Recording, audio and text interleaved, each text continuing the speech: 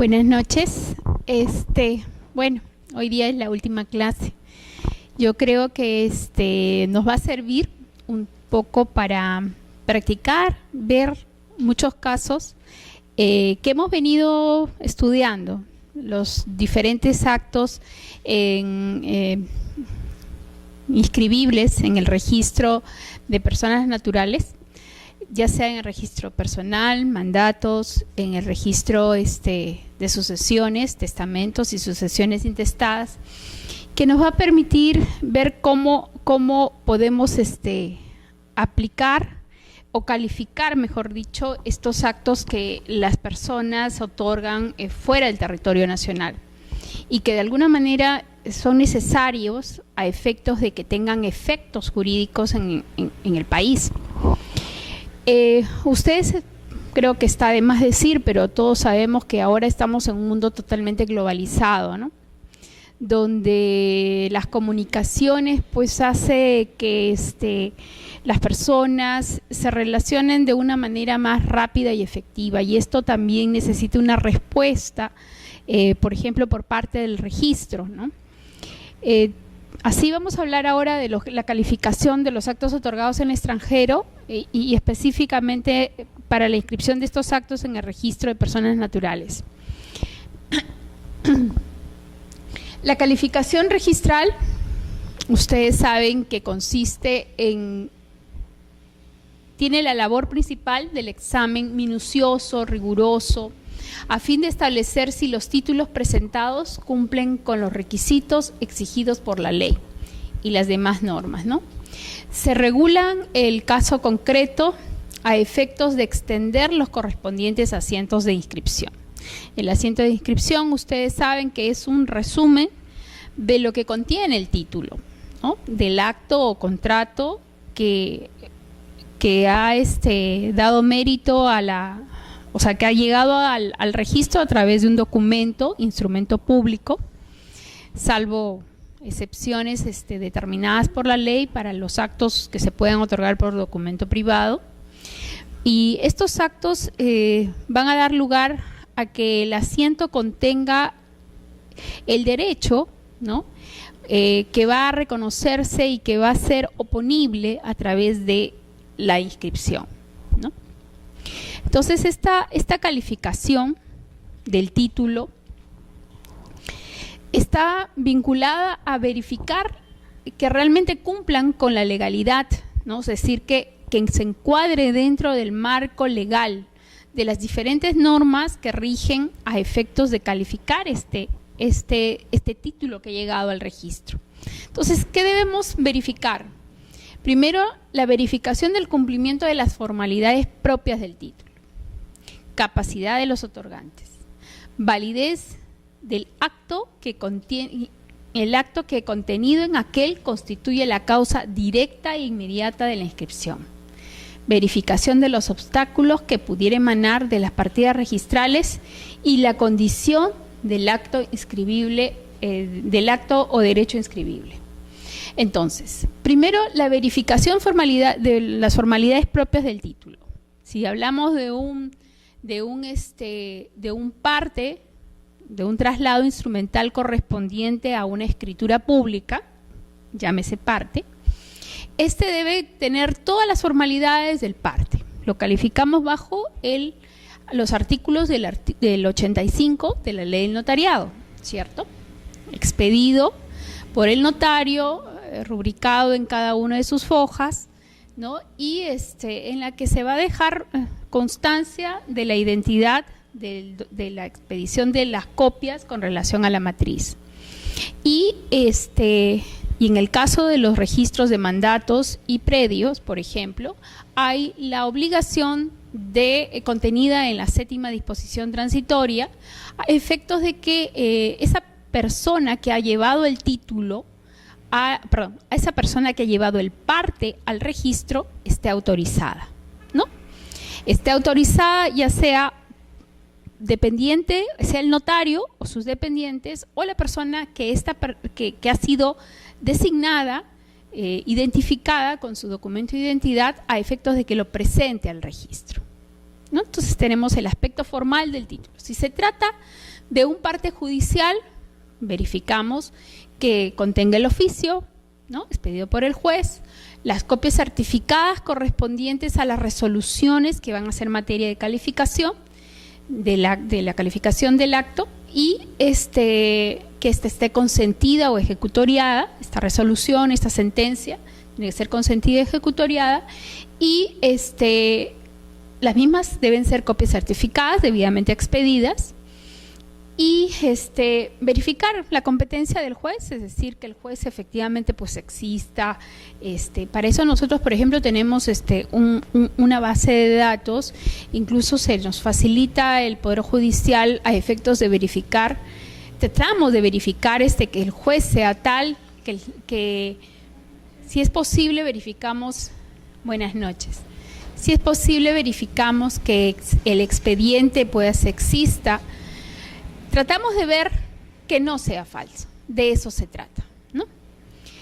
Luego, capacidad de los otorgantes, verificamos en relación del mismo título, ¿no? Del mismo título que la persona, el notario haya dado fe de la capacidad y del conocimiento del acto con el que se otorga, en este caso, y hacemos la búsqueda correspondiente a efectos de verificar que en el registro personal no exista alguna limitación a la capacidad, por ejemplo, que sea un interdicto, que se ha dado en muchas oportunidades, que el notario comparecen ante él una persona y resulta pues que esa persona tiene una declaración de interdicción.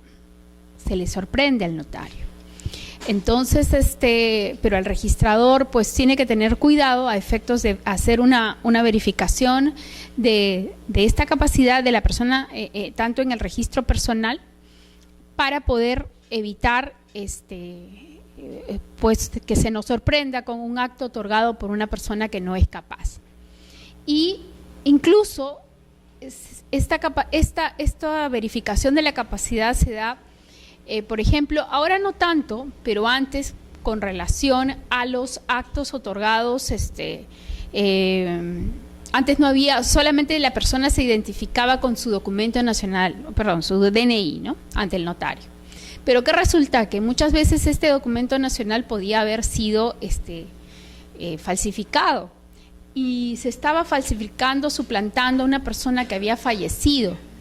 Entonces, si por ejemplo, haciendo la búsqueda correspondiente, nosotros detectamos que esta persona falleció, pues habría que hacer la correspondiente observación, ¿no? Observación a efectos de que se aclare el acto. Y muchas veces en estos casos, cuando se hace la observación correspondiente, el notario, pues en ese momento es en el que él se ve que se lo han sorprendido, ¿no? Entonces, la capacidad en cuanto a la calificación que hace el registrador, pues se tiene que limitar a lo que obra en el registro, a las inscripciones que obran en el sistema.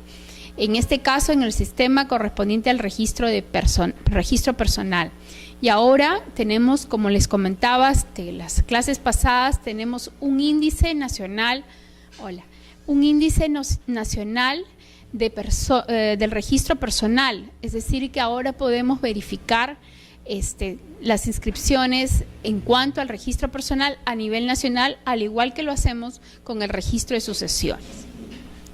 La validez del acto contenido en aquel, de ahí ya veremos, de acuerdo al acto presentado, la calificación correspondiente, así como los obstáculos que pudieran existir en la partida. Ya estamos hablando de la calificación, ya no a nivel de todos los registros, sino del acto mismo contenido que se solicita en la inscripción, ¿no? O sea, si existe alguna incompatibilidad, por ejemplo, un poder que se pide la sustitución o delegación del poder, ¿no? La apoderada sustituye el poder que le hubieran otorgado, pero resulta que esta sustitución no es posible. ¿Por qué? Porque el apoderado o bien falleció o bien pudo haberlo revocado. Entonces, ese es un obstáculo, por ejemplo, en la partida, ¿no? Entonces, estamos en ese caso verificando que no es posible que acceda al registro este acto que se estaría presentando como una sustitución o una delegación de poder, porque el poder ya se extinguió, ¿no? Y así consta de las partidas. Y la condición de inscribible del acto. Por ejemplo, en el registro de mandatos y poderes, la aceptación de poder. La aceptación de poder no es un acto inscribible. Por lo tanto, concluiríamos con que ese acto no podría acceder al registro. ¿Ok? O en el caso, por ejemplo, del registro personal. Sabemos que en el registro personal inscribimos la separación de patrimonios o la sustitución de régimen, pero no se inscribe la liquidación, la adjudicación de los bienes que hace la sociedad conyugal que está disolviendo esta sociedad de gananciales, ¿no?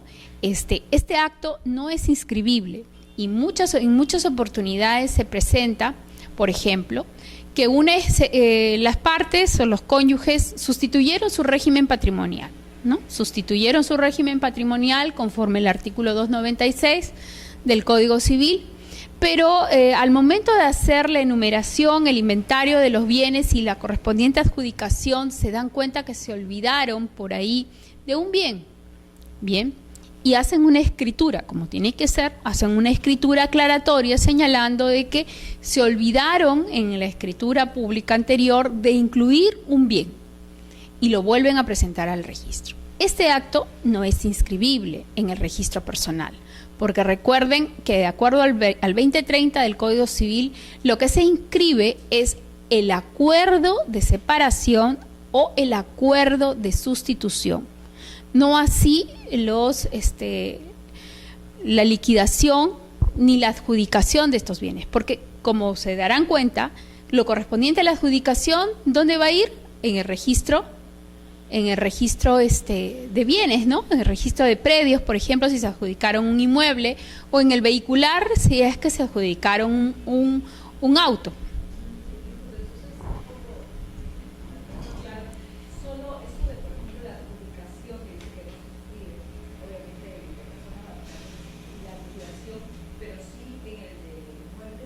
Lógico. Si hay algún, por ejemplo, como dice solidario, ¿no? Entonces una ampliación o aclaración del testimonio, ¿no? De la escritura. De la escritura pública donde consta la liquidación, la Uh-huh. adjudicación de los bienes. Entonces, en esa ampliación o modificación, aclaración, también se inscribe nuevamente, pero en el de inmuebles igual. Exactamente.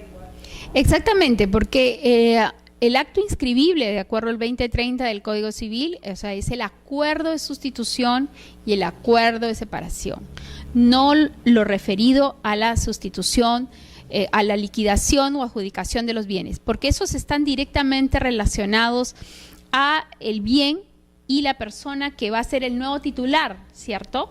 Al ser el bien y la persona que va a ser el titular, eso corresponde al registro donde el bien esté inscrito. ¿Ok? Y eso, por ejemplo, es un error, un defecto que a veces los registradores cometemos, ¿no? Por lo general, se ha generalizado la inscripción en la zona de Junín, de Huancayo, en la que escanean la escritura pública de sustitución de régimen. O sea, escanean todo, incluyen todo, o sea, incluyen el acuerdo de sustitución y todo lo demás que contenga esa escritura. Realmente ahí es delicado por muchos motivos, porque uno, están incluyendo actos que no deberían ser inscritos. Dos, pueden haber actos referidos al derecho a la intimidad, los que comentábamos la semana pasada, ¿no? O la clase pasada, y realmente puede traer, y eso, o sea, bueno, que se inscriba, ya, ok, se inscribió, pero después viene el problema de las aclaraciones, porque resulta pues por la denominación o la ubicación del bien cambia, entonces quieren o pretenden modificar la inscripción, porque claro, consta inscrito, referida a la numeración y te adjuntan un certificado de numeración. Entonces, el registro personal está cambiando, o sea, ya no está referido a lo que realmente exactamente, o sea, de alguna manera le estamos quitando el sentido a los actos que son inscribibles en estos registros, ¿no? Entonces, eso es la manera, digamos, les estoy graficando lo que debemos hacer en la calificación, ¿ok? Ahora bien, ¿sobre qué calificamos? Calificamos sobre la base del título presentado, ¿no? De la partida o partidas vinculadas directamente a aquel, complementariamente con los antecedentes que obran en el registro. Eso es lo que, en la forma gráfica que les he mostrado, cómo se califica. Ahora, eso ahora lo tenemos que ver en relación a los actos que vienen del extranjero, que van a llegar igual, o sea, bajo un título, ¿no? O sea, llegan al registro por un documento, instrumento público o de privado, ya veremos, bien, y en este caso, igual, tendremos que calificar los actos que contienen el derecho o actos inscribibles conforme a la ley peruana, se presentarán en idioma español o traducidos a legalizados conforme a las normas de la materia. Para calificar la validez de los actos y derechos otorgados en el extranjero, se tendrán en cuenta las normas del título primero, tercero del Código Civil. Ok. Entonces, cuando se trata de documentos extranjeros, estos llegan, por ejemplo, si son de un país de idioma castellano, español, en este caso vienen expedidos, por lo general son escrituras públicas que vienen del extranjero, expedidos por notario, y en estos casos no hay ningún problema en cuanto al idioma. En el caso de los documentos otorgados bajo otro idioma, como puede ser alemán, inglés, chino, cualquier otro idioma, tienen que ser traducidos por traductor juramentado, ¿no? Traductor juramentado, oficial, una traducción oficial, y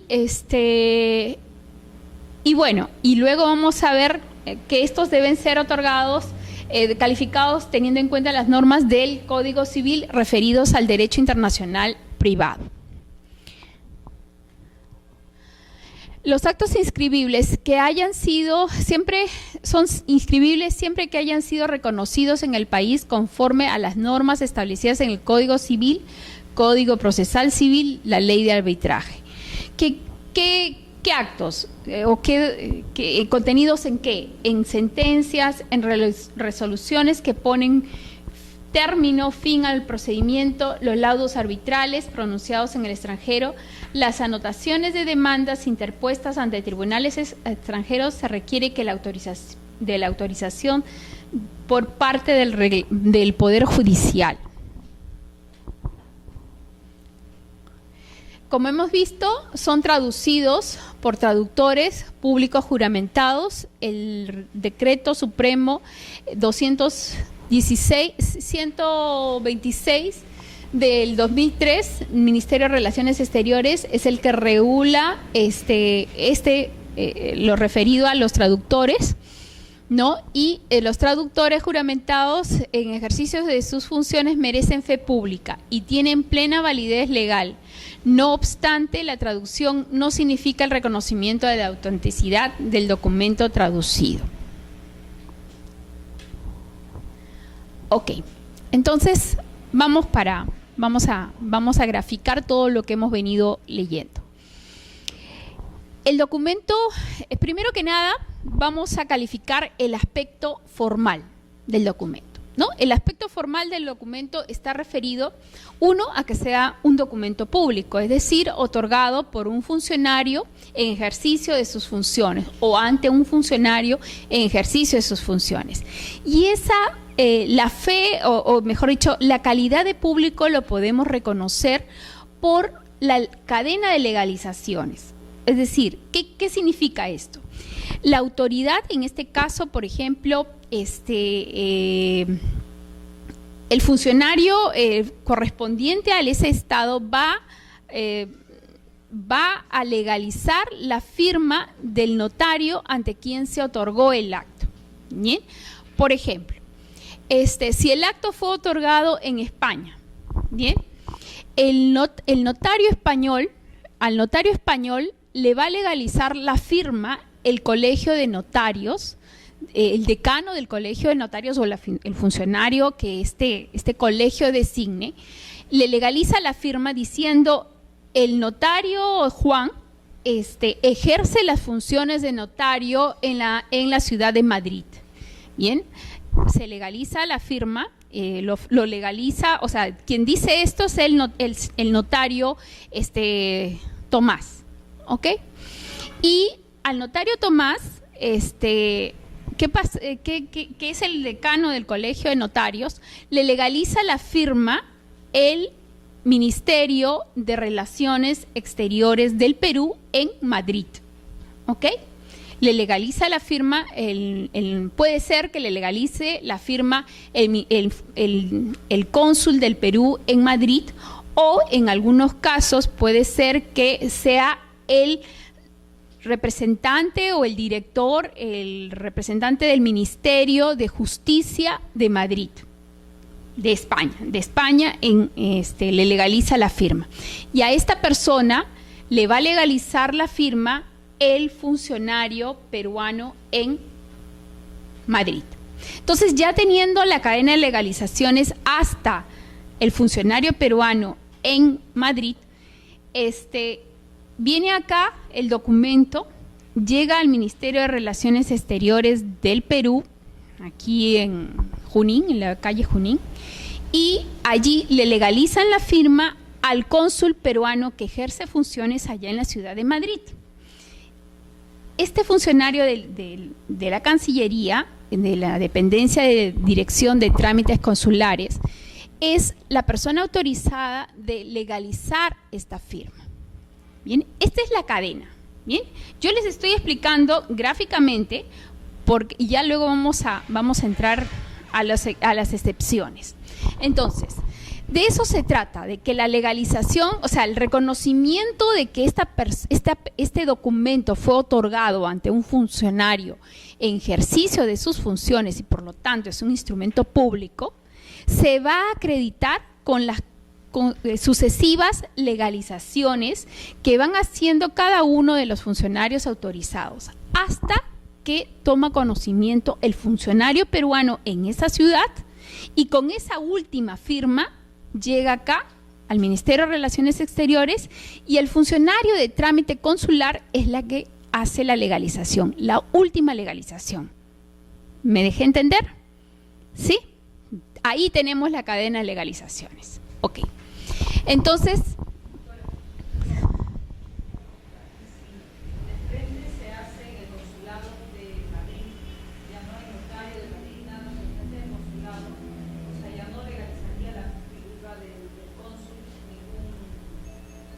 ya.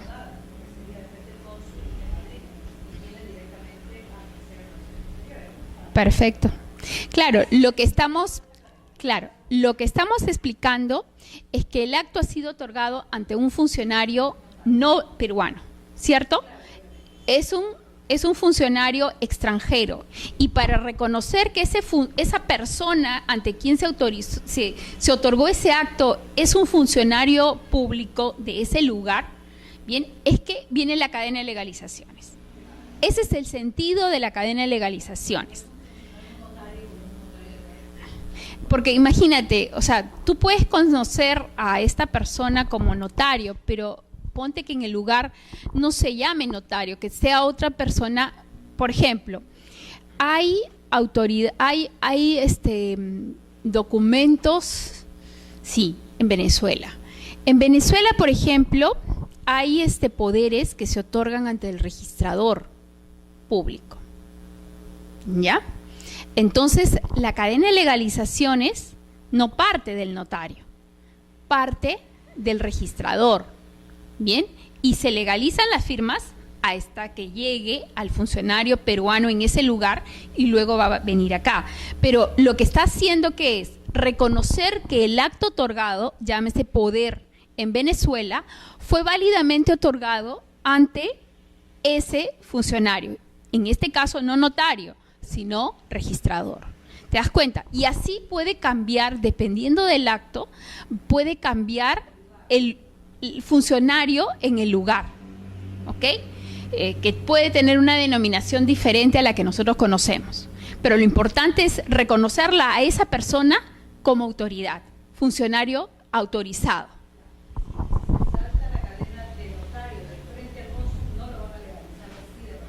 Ya, espérate un ratito y vamos a llegar a donde tú estás preguntando. Entonces, esa es la legalización, digamos, es el otorgar un acto ante un funcionario del lugar, ¿ok?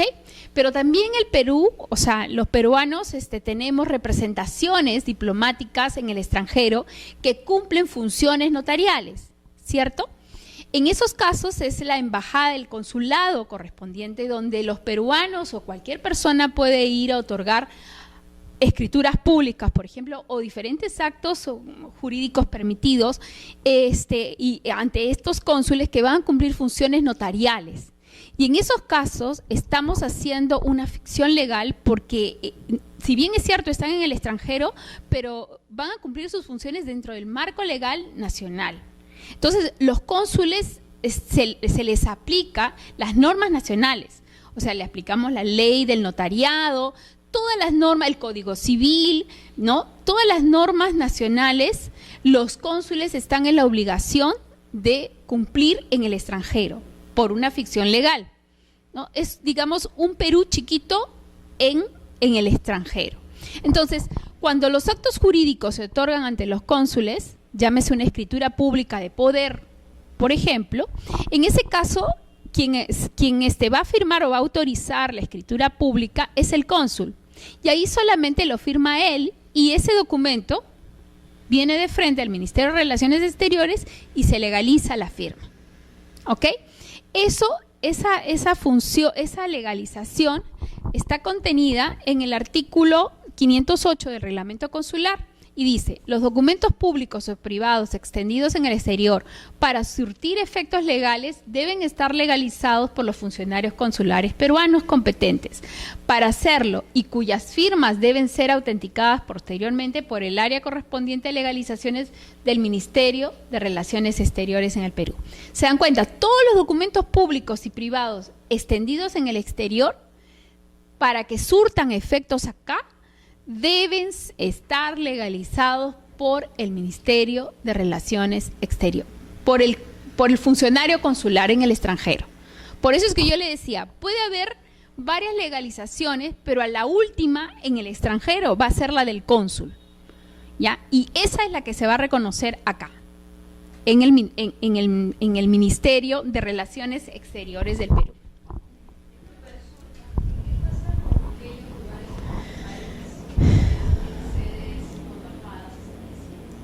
Ya, ok. Lo que dice acá es que en ese caso, los cónsules tienen un registro de firmas de los funcionarios del lugar de su jurisdicción, ¿cierto? Si ellos también tienen jurisdicción de determinada, o sea, cuando están, por ejemplo, en Estados Unidos, en la ciudad de Houston, ¿no? Ellos, hay un mapa en el cual ellos van a ser competentes para poder conocer, digamos, tener jurisdicción para poder actuar, ¿no? Los diferentes actividades o actos que ellos tienen que realizar en el exterior. Y sobre esa jurisdicción, ellos conocen, digamos, tienen un registro de firmas de los funcionarios autorizados, bien, en ese lugar. Ellos tienen un registro. Si en el registro que ellos tienen no conocen el de un funcionario, la persona está obligada a buscar la firma, o sea, que le sigan legalizando la firma hasta que el cónsul reconozca esa firma como la auténtica a efectos de que él la autorice. ¿Me entiendes? Entonces, eso dice, de no existir oficinas consulares ni representación diplomática del Perú en un estado, el área de legalización del Ministerio de Relaciones Exteriores podrá legalizar las firmas de los funcionarios consulares o diplomáticas cuyas firmas se encuentran debidamente registradas, ¿no? El jefe de la oficina debe llevar un registro actualizado de firmas de las autoridades y funcionarios extranjeras cuyas firmas se solicita legalizar. Es decir, si ellos no tienen en su registro, la persona se va a tener que ver obligada a que la firma que él tiene tenga que ser legalizada por un funcionario que esté dentro del registro de firmas del cónsul, para que sea él el que lo legalice. Entonces, por eso se llama cadena de legalizaciones, porque al final de cuentas el cónsul va a legalizar solo la firma que él conoce, que la tiene registrada, siendo la obligación del usuario de buscar la firma, digamos, la autorizada, para que el otro lo pueda legalizar. ¿Me entienden?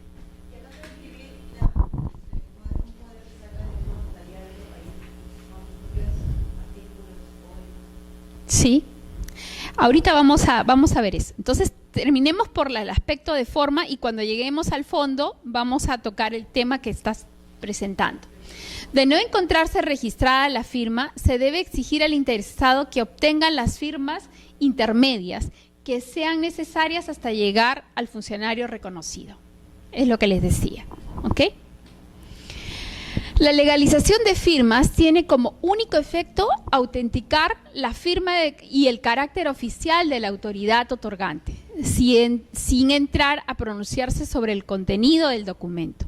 Sin embargo, el funcionario consular podrá rehusar la legalización de la firma cuando el contenido del documento sea pues en forma manifiesta un acto contrario al orden público, a la moral, a las buenas costumbres. Imagínense que a través de un documento pues se digan que van a matar a alguien, ¿no? Que van a dedicarse o que van a constituir una empresa para dedicarse a la prostitución o a la compra-venta de armas. Algo similar. Entonces, si bien es cierto, puede ser un acto jurídico que válido a través de un poder, pero ya el contenido mismo no está contra en este caso serían contra el orden público, ¿no? Entonces, el cónsul pues puede rehusarse a la legalización correspondiente. Ahora, esto que les he contado de esta cadena de legalizaciones, uno, es onerosa, porque por cada firma que se legaliza es un costo. Bien, un costo que el usuario tiene que asumir para poder obtener la legalización. Bien, segundo, es tiempo y es oneroso en todos sus aspectos. Entonces, desde el año 1961 se suscribió un convenio en la ciudad de La Haya llamado el convenio de supresión de exigencia de legalizaciones de los documentos públicos extranjeros, también conocido como la apostilla. Apostilla, ¿por qué? Porque es justamente el sello, digamos, que ahora lo vamos a ver, para que es el efecto de la legalización, o sea, es el resumen, es el sello, es un resumen de la legalización del documento. Entonces, en la resolución, a través de la resolución legislativa 29445, publicada el 20 de noviembre del 2009, el Congreso Nacional, el Congreso peruano, aprobó el convenio. Aprobó el adherirnos a este convenio que ya estaba vigente desde 1961. Entonces, pero este convenio tiene, los tratados ustedes saben que tienen un proceso para que entren en vigencia. Y este proceso se dio primero que el Perú, a través del Ministerio de Relaciones Exteriores, hizo el depósito del documento en la Secretaría del Ministerio de Relaciones Exteriores de los Países Bajos. Luego tuvo que esperar 6 meses para que pudieran presentarse otros estados miembros alguna observación, ¿no? En este plazo hubieron 2 países, de todos los que han suscrito el convenio de La Haya, que son más de 100 países, 2 países que hicieron observaciones a este convenio, a nuestro ingreso al convenio de La Haya, que fueron Alemania y los países helvéticos que vienen a ser Grecia. Como yo siempre digo, los alemanes son muy inteligentes. Ellos saben que existe un azángaro en el Perú, ¿no? Entonces, al existir una zángara donde todo es posible, entonces dijeron, Perú, no convenio de La Haya. Entonces, de acuerdo a esto, entró en vigencia, salvo para estos dos países, entró en vigencia a los 60 días del vencimiento del plazo, es decir, en el año 2010, para más o menos septiembre del 2010. ¿En qué consiste la apostilla? La apostilla consiste en certificar la firma, firma y el sello del documento ha sido puesto por una autoridad competente. Este trámite únicamente certifica la firma y sello que muestra que el documento fue emitido por un funcionario público en ejercicio de sus funciones, pero no certifica la validez del contenido del mismo. Su objetivo es facilitar la circulación de los documentos públicos en los estados que han firmado la Convención de La Haya, reemplazando así el trámite de la cadena de legalizaciones con la simple emisión de la apostilla. Antes de seguir, yo les voy a mostrar qué es la apostilla. Bueno, acá no se nota mucho. En este caso, por ejemplo, esta es una apostilla de la República Argentina. Acá se nota mejor. Este es una apostilla colombiana, ¿ya? La apostilla es esto, apostillé, que también se conoce en francés. La apostilla es esto. Este resumen, este sello, porque también se usa como un sello, en la que va a contener el país, ¿no? En el cual viene el documento, que ha sido suscrito por quién, en este caso el señor de González Gavilanes, de González Mary Gavilanes, actuando en calidad de ¿qué? De Directora Nacional de Educación Popular Permanente, llevando los sellos del Ministerio de Educación. ¿Quién ha hecho la certificación? El lugar, la fecha, por quién ha certificado la firma de Gavilanes, en este caso fue la señora Susana Guerra de Freire, que es directora general de legalizaciones de Colombia, el número de la certificación, el sello del que ha hecho la certificación, su firma. Perdón, esto es Ecuador, sí, disculpen, Ecuador, ¿no? Entonces, esto es la apostilla. Bien, entonces, la apostilla ¿en qué consiste? En justamente simplificar toda esta cadena de legalizaciones que hemos expresado. Se pone simplemente si el documento ha sido otorgado ante un notario español, por ejemplo, o ante un notario, la apostilla solamente va a legalizar la firma, o sea, legaliza la firma del notario, y esta última persona que legaliza ya no necesita ser legalizada por el cónsul ni por otra autoridad.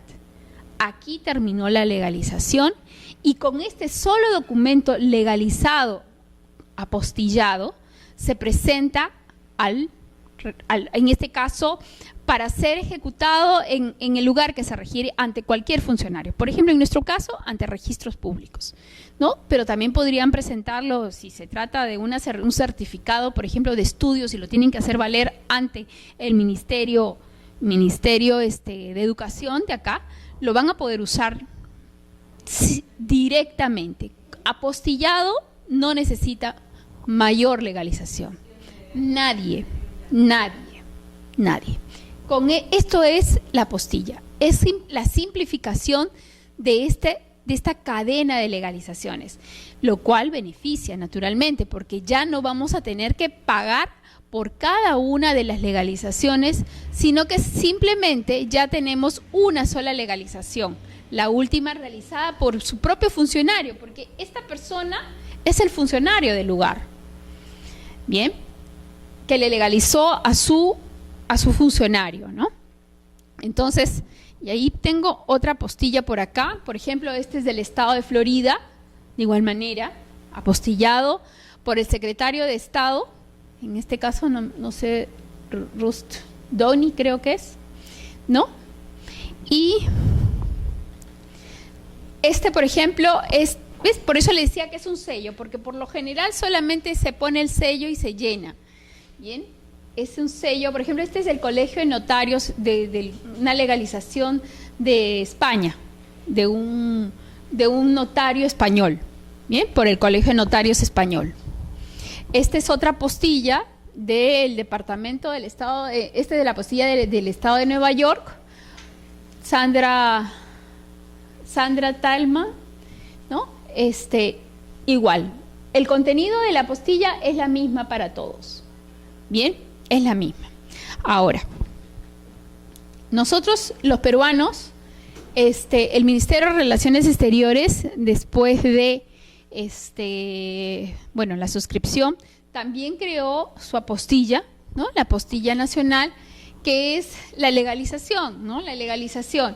El país, República Peruana, ha sido firmado por Jorge Walter Casanova, quien es certificador ¿de dónde? De RENIEC, ¿no? Sede central.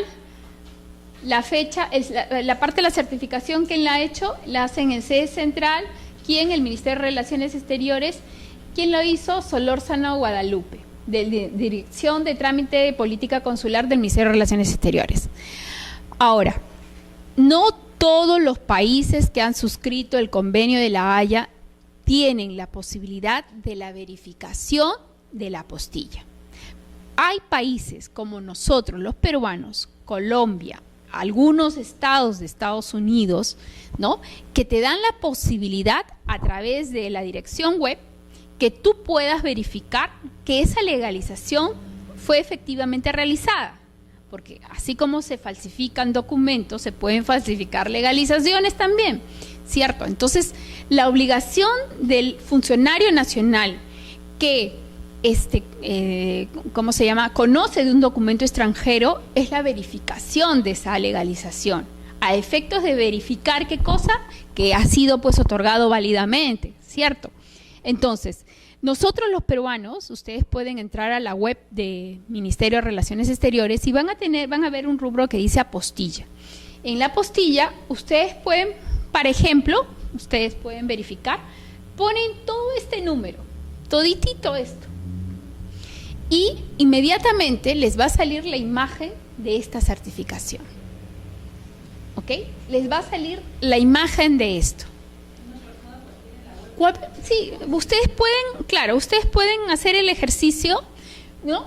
Creo que se verifica este número en los documentos que les he entregado, en las filminas, en los PowerPoint. Ustedes pongan este número y van a poder verificar la imagen de esta apostilla, poniendo esta dirección y la fecha.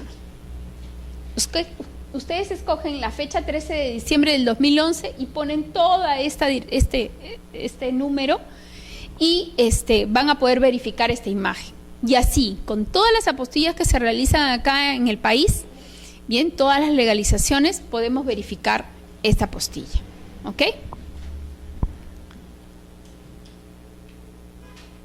Ok, entonces, ¿cómo vamos? Creo que seguimos.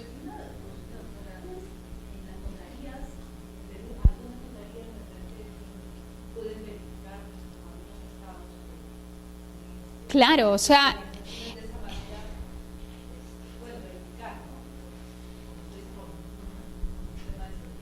claro, o sea, me imagino que todos tenemos la obligación de cuando viene un documento extranjero tratar de verificar si efectiva. Uno, entras a la web, no les he traído la dirección, pero HCCH creo que es la dirección oficial del convenio de la apostilla.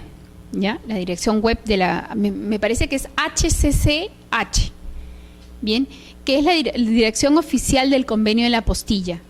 Allí pueden ustedes, www, ¿no? O sea, ustedes pueden verificar la relación de, uno, el texto del convenio de la apostilla, dos, la relación de estados firmantes, y tres, pueden verificar los datos con relación a los funcionarios autorizados a efectos de hacer esas certificaciones en esos países. Entonces, si bien es cierto, no está el nombre de la persona, pero sí está el cargo que tiene para poder hacer la autenticación del documento. Entonces, las reglas para calificar los actos otorgados en el extranjero. Para calificar la validez de los actos y derechos otorgados en el extranjero se tendrá en cuenta las normas de derecho internacional privado establecidas en el título 1 y 3 del libro 10 del Código Civil. Es decir, vamos a ubicar el factor de conexión determinante para la ley aplicable al caso submateria. Pasos para la determinación de la norma aplicable. Estamos ya entrando a lo que es el fondo, o sea, ya vimos el aspecto de forma del documento. Bien, ya concluimos que efectivamente el documento, en cuanto a la forma, tiene todos los requisitos legales. Ahora vamos a entrar a calificar el acto mismo. Para determinar la existencia, primero hay que determinar la existencia de una relación privada internacional, verificar la fuente internacional, tanto el foro como el jus, el derecho, y verificar la fuente interna, foro. El libro 10 nos establece que el juez, el árbitro o la administración y el derecho, y la aplicación de la norma material. Por ejemplo, el derecho extranjero, la consecuencia jurídica. Ahorita les explico esto. Estas son las secuencias, lo mismo. Y vamos a entrar. Ok, ya hemos verificado el aspecto formal. Bien, entonces, llega el documento extranjero y se trata de una sustitución del régimen mejor dicho, el régimen patrimonial que se aplica al matrimonio, en el cual las partes deciden cambiar del régimen de sociedades gananciales a un régimen de separación de patrimonios. ¿Ok? Entonces, en este caso, tenemos el documento que constituye una escritura pública otorgada ante un notario español. En este caso, el documento ha sido otorgado en España por un peruano y un español. ¿Ok? Entonces, definitivamente, lo primero que hemos dicho es establecer. Mejor antes de entrar, porque ahí sí es muy fácil darnos cuenta que el derecho aplicable sería el español, ¿no? En este caso no vamos a hacer este va a ser nuestro segundo ejemplo. El primer ejemplo. Tenemos una escritura pública otorgada ante el notario de Lima, bien, en el cual comparece un ciudadano francés con una peruana. Y dicen que se han casado, se casaron en la ciudad de Venezuela, bien, y que deciden en el año 2010 o en el año 2008, el que cualquiera sea, y que han venido ahora, como segunda cláusula, establecen de que deciden cambiar el régimen patrimonial existente en su matrimonio, que es el de sociedades gananciales, por el régimen de separación de patrimonios. Tercera cláusula. Hemos adquirido tales bienes, ¿no? Enumeran los bienes. Hemos decidido, cuarta cláusula, hemos decidido adjudicar los bienes. Se adjudican los bienes. Se acabó la escritura pública. Entonces, primero que nada, es un notario nacional. No tenemos duda que ha sido otorgado bajo las normas nacionales. Pero tenemos dos elementos en la relación jurídica que estamos calificando que nos llaman a pensar cuál es la norma aplicable. O sea, definitivamente yo no puedo concluir que solamente la peruana, ¿no? La nacional, porque está compareciendo un extranjero, un francés hemos señalado, y dos, el otro elemento extranjero en el documento que nos están presentando es que se han casado en Venezuela. Bien, entonces allí definitivamente tenemos que recurrir a las normas de derecho internacional privado, porque al momento de calificar, hemos determinado que existe una relación privada internacional, porque existe un elemento extranjero en esta relación. Bien, dos elementos extranjeros. Entonces, vamos a tener que aplicar las normas del libro 10 correspondientes a la ley aplicable. El 2078 del Código Civil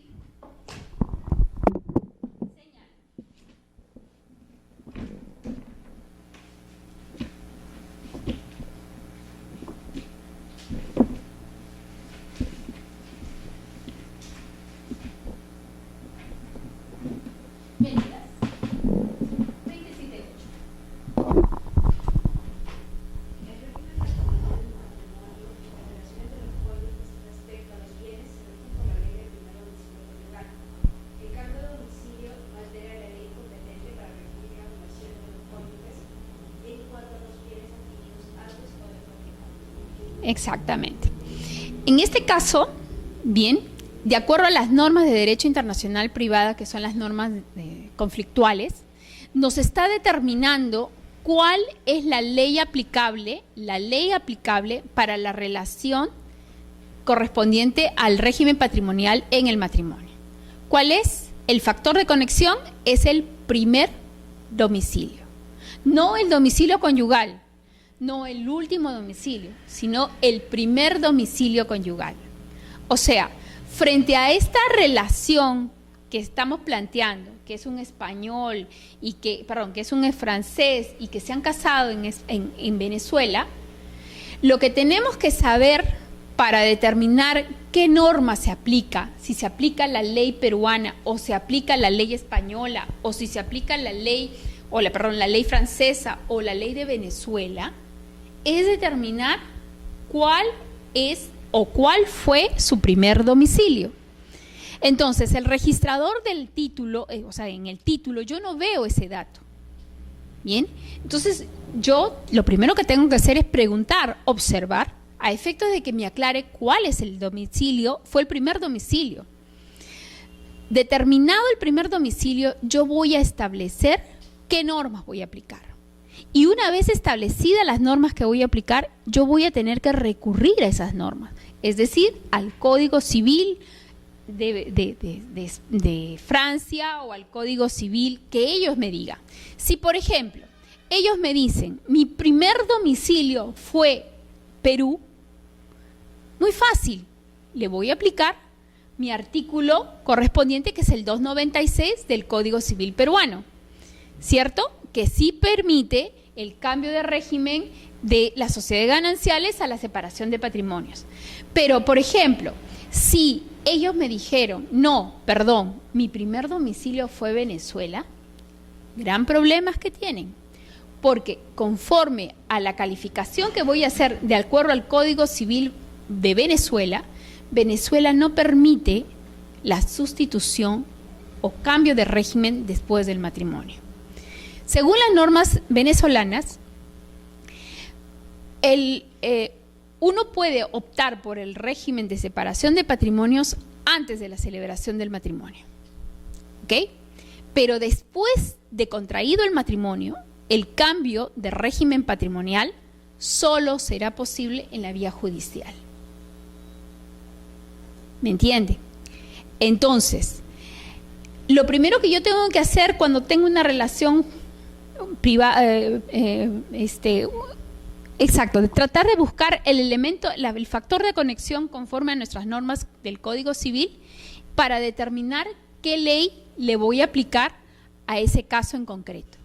En este caso, si las personas me dicen, no, en forma circunstancial, nos hemos casado en Venezuela, pero en realidad nuestro primer domicilio siempre fue el peruano, no habrá ningún inconveniente y procederé a hacer la inscripción de la sustitución de régimen patrimonial, conforme a lo que ellos han declarado.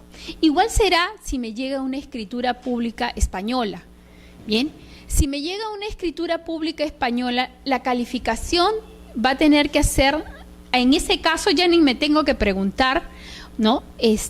¿Cuál fue tu primer domicilio? Si no tendré que verificar, porque estoy viendo que el acto fue otorgado y ellos han vivido en España, según lo que muestran del título. En ese caso, verifico de frente las normas españolas, ¿bien? Y en ese caso, el Código Civil español sí permite el cambio de régimen de sociedades gananciales a separación de patrimonios por escritura pública. Entonces, el acto va a tener acogida en el registro, ¿ok? Estamos hablando en este caso de un acto jurídico que es inscribible en el Perú. Pero pongamos el caso ahora que ya se pueden establecer matrimonios entre homosexuales, ¿no? Personas del mismo sexo, por ejemplo, exactamente. Estamos hablando, por ejemplo, de Argentina, cerquita nada más. Estamos hablando de Argentina, de Uruguay, me parece, ¿no? Y bueno, en diferentes países. En ese caso, tenemos que recurrir, antes que nada, ver esto. la incompatibilidad de la norma extranjera tiene una excepción. O sea, la regla general es que nosotros reconozcamos la validez de los actos jurídicos celebrados ante autoridades extranjeras. Esa es la regla. Pero cuando las disposiciones de la ley extranjera pertinentes, según las normas peruanas de derecho internacional privado, como hemos visto, la que nos establece las normas conflictuales, serán excluidas cuando su aplicación sea incompatible con el orden público internacional o las buenas costumbres. En ese caso, rigen las normas de derecho interno peruanas. Entonces, en este caso, si por ejemplo se trata de un acto jurídico otorgado válidamente en el extranjero, pero que en el Perú, como puede ser en este momento que todavía no se ha aprobado la ley de la unión civil, ¿no? Por ejemplo, establecen una convivencia dos personas del mismo sexo, y eso que ahora es acto inscribible conforme a nuestras normas nacionales, porque recuerden que antes no era acto inscribible la unión de hecho, ahora sí es inscribible. Me presentan al registro, mi primera calificación será evaluar si es que este acto, esta unión, convivencia de dos personas del mismo sexo, vulnera o no nuestro marco legal, nuestra estructura, nuestra base legal nacional, ¿no? Y lo primero que tendría que hacer es que, de acuerdo a la Constitución, la unión de hecho se reconoce como tal solo si es celebrada o realizada por un hombre y por una mujer, no siendo factible, en este caso, que sea por dos personas del mismo sexo. Por lo tanto, al ser un acto jurídico válido en ese lugar, bien, pero acá vulnera, va en contra de nuestra propia estructura legal, no sería un acto que accedería al registro porque vulneraría nuestras normas internas. Bien, entonces la calificación en estos casos siempre va en forma macro, ¿no? Primero tenemos que verificar si existe un tratado internacional que regula las relaciones entre ese Estado para el caso, para el acto en concreto, y si luego de esa calificación no existiese, le vamos a aplicar las normas nacionales del libro 10 del Código Civil. Es decir, ubicar el factor de conexión que nos va a determinar cuál es la ley aplicable para el caso en concreto. ¿Me entendieron? ¿Alguna pregunta? He sido muy...